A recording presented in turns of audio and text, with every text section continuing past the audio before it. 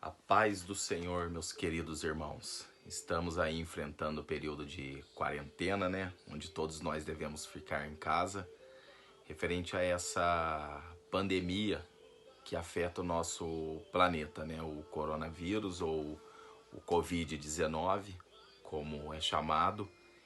E a igreja, ela perdura, a igreja persiste, né? Não estamos em oração juntamente com os irmãos na congregação, mas cada um de nós pode fazer a nossa parte, orando em casa, estando em comunhão com os nossos familiares, aqueles que são mais próximos a nós, na convivência. Devemos até mesmo evitar o contato físico com aqueles que há uma certa distância, né, entre as pessoas.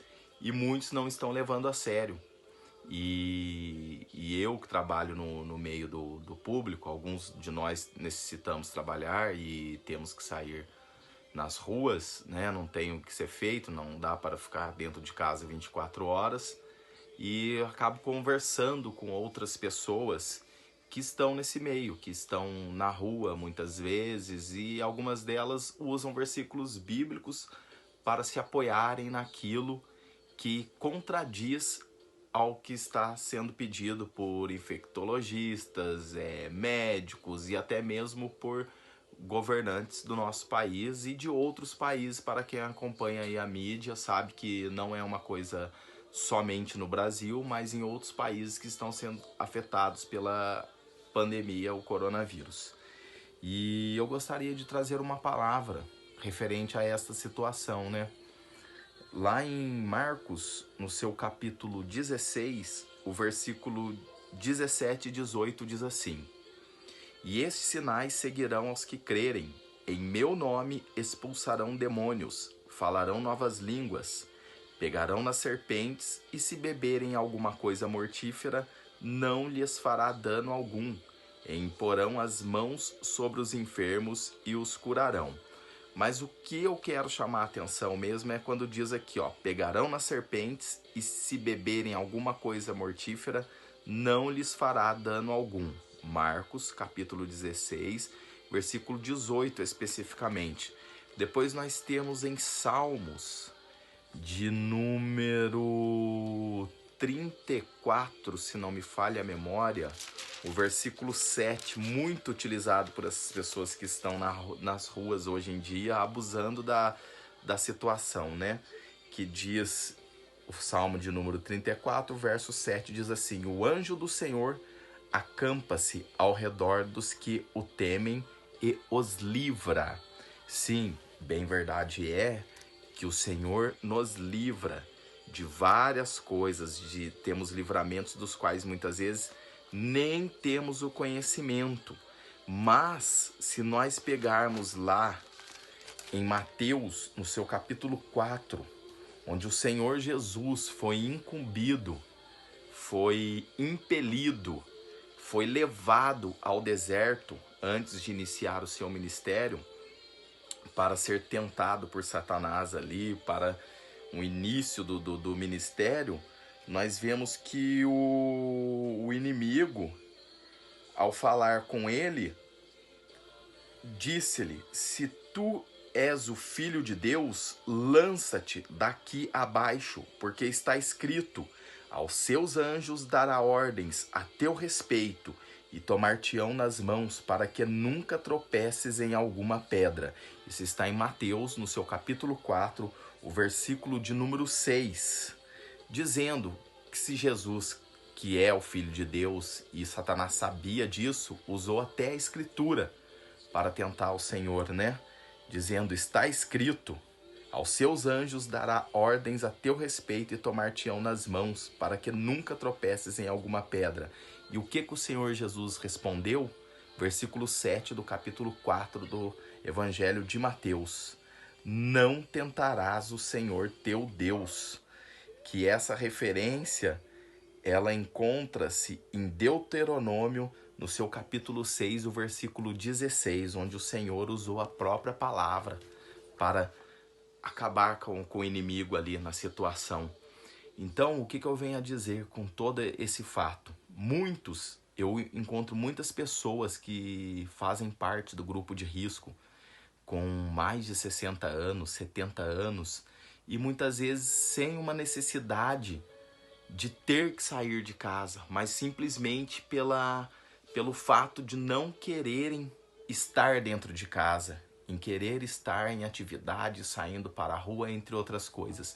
E quando a gente fala, não, mas você não pode, você é grupo de risco, tenta evitar. Que é isso? Principalmente os cristãos.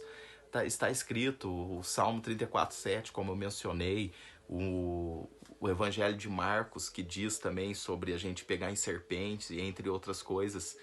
Mas o que eu quero dizer é o seguinte, não é porque a gente pode ser picado pela serpente, como fala, tomar coisa mortífera, algo mortífero, que a gente vai fazer. Eu não vou enfiar a minha mão num cesto de serpentes, porque eu sei o quê?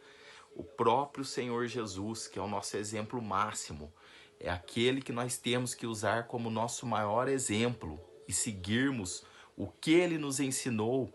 Ele nos mostra, como está registrado em Mateus, no seu capítulo 4, versículos 6 e 7. Não tentará o Senhor teu Deus. Isto é uma questão de consciência, é uma questão de não disseminar aquilo que ainda é desconhecido entre os homens. Eu oro a Deus para que a sua criatura venha encontrar, em definitivo, uma cura, uma vacina, algo que venha a diminuir os efeitos dessa epidemia, ou agora como falado, pandemia, né? Porque atravessou o continente, epidemia até então em uma determinada localidade.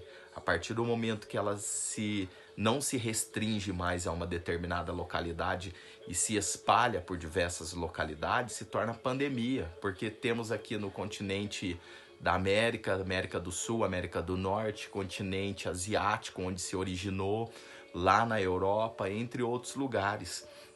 E nós percebemos isso, que devemos seguir a palavra de Deus categoricamente, os ensinos do Senhor Jesus. Não tentará o Senhor teu Deus. E para finalizar, eu vou usar o que o sábio Salomão escreveu em Provérbios. Provérbios de número 27, e o verso 12, que nos diz assim, ó: o avisado vê o mal e esconde-se, mas os simples passam e sofrem a pena. Algumas traduções dizem, né? A minha tá o avisado, mas eu tenho outras bíblias que eu pesquisei também e percebi que tem umas que dizem assim, o prudente. O prudente vê o mal e esconde-se, mas os simples passam e sofrem a pena. Então aqueles que se embasam em alguns versículos dizendo que pode sair, pode fazer o que quiser, não é bem assim. Sejamos prudentes, sejamos sábios, estamos avisados da situação. Portanto, façamos como o Senhor Jesus. Não tentará o Senhor teu Deus. Não temos que tentar o Senhor Deus desta maneira, nessa situação, sendo que estamos vendo que não é uma coisa na nossa localidade, somente em Guará. É a nível mundial. É a nível em que devemos dar uma atenção muito importante a esse respeito. Essa é a passagem que eu gostaria de trazer para a igreja. É a mensagem que eu deixo para todos que puderem assistir o vídeo. E fiquemos em casa. Se não há necessidade de sair, fiquemos em casa. Se houver a necessidade de sair, que seja para aquilo que é fundamental, principalmente os do grupo de risco, aqueles que têm uma propensão maior em serem atingidos de forma catastrófica pela situação, pelo vírus, tá?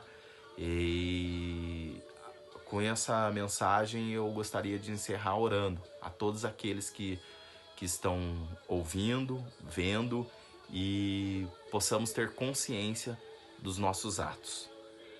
Querido Deus, ó Pai Celestial, Todo-Poderoso, em nome de Jesus, Senhor, pedimos a vós o Teu reino e que seja sempre a Tua vontade. Senhor, continua nos ensinando, Senhor, a fazermos aquilo que seja do Teu agrado, Pai. Usa, Senhor, a tua criatura, meu Deus, para que possa trazer uma cura definitiva sobre esse vírus que assola o nosso mundo, meu Deus. Ah, Pai, faça sim a tua vontade em nossas vidas e nos ensina, Senhor, a estarmos cada vez mais na tua presença. Que o teu Espírito Santo possa conduzir os nossos passos e iluminar o nosso caminho, Senhor. Continua com teu povo, continua sim, Senhor, fazendo com que sejamos sal, com que sejamos luz neste mundo, Pai, que jaz no maligno. Ó Senhor, eu lhe peço cada vez mais, no nome do teu Filho Jesus Cristo, que não seja a minha vontade, mas sempre a tua. E lhe agradeço, Senhor, por tudo que tens feito junto a mim, por tudo que tens feito junto à tua igreja, meu Deus, por tudo que tens feito junto aos teus filhos, Pai. Não nos desampare, Senhor, mas livra-nos do mal, porque teu, Pai, é o reino, o poder e a glória, para todo o sempre. Amém. Eu agradeço a oportunidade em nome de Jesus. Que Deus abençoe todos os irmãos e estamos juntos.